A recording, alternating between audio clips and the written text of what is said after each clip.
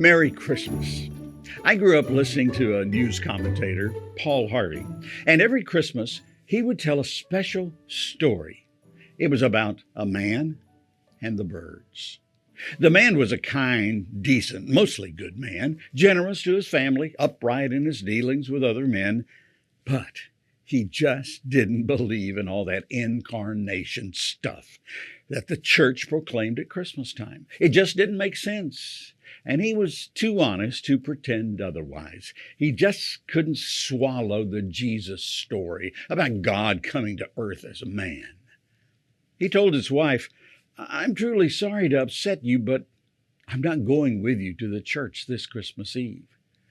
He said he would feel like a hypocrite and that he would much rather just stay at home, but that he would wait up for them. So he stayed, and his family went to the midnight Christmas service. Shortly after the family drove away, snow began to fall. He went to the window to watch the flurries getting heavier and heavier, and then he went back to his fireside chair and began to read. Minutes later, he was startled by a thudding sound, and then another and another. At first, he thought someone must be throwing snowballs against the living room window. But when he went to the front door to investigate, he found a flock of birds huddled outside miserably in the snow. They'd been caught in the storm, and in a desperate search for shelter, they tried to fly through his large landscape window. That's what'd been making the sound.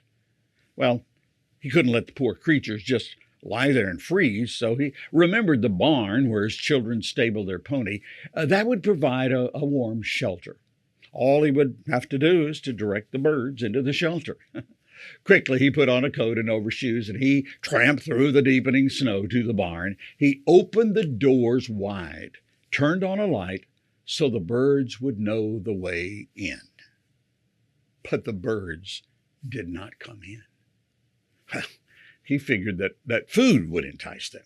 He hurried back to the house, fetched some breadcrumbs. He sprinkled them on the snow, making a trail of breadcrumbs to the yellow, lighted, wide-open doorway of the stable.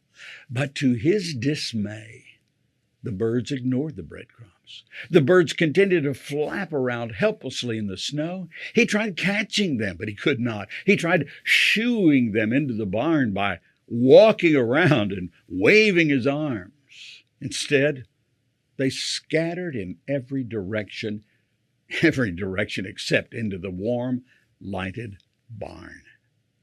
And that's when he realized they were afraid of him. To them, he reasoned, I'm a strange and terrifying creature. If only I could find a way to let them know they can trust me, that I am not trying to hurt them, but to help them. But how?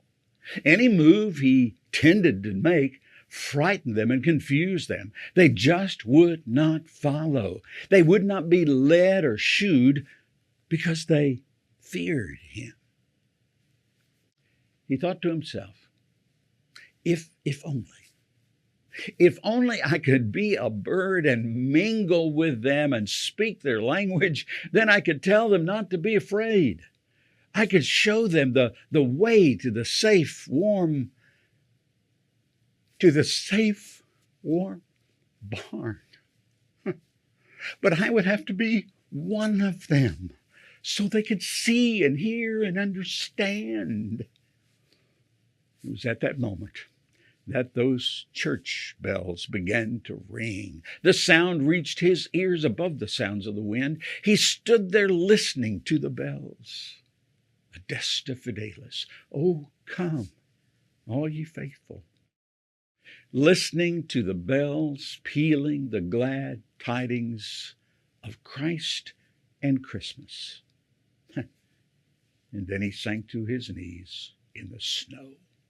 At that moment, he realized why Jesus came to earth, to live among us, to be one of us, so we might hear of and know the way to the warm safety of the Savior's arms and have the hope of eternity with Christ. This Christmas, Be thankful for the incarnate Christ who became a man, and be sure others know of God's great love for them. For God so loved the world that he gave his Son. From Judy and me and our entire Media Alliance family, Merry Christmas.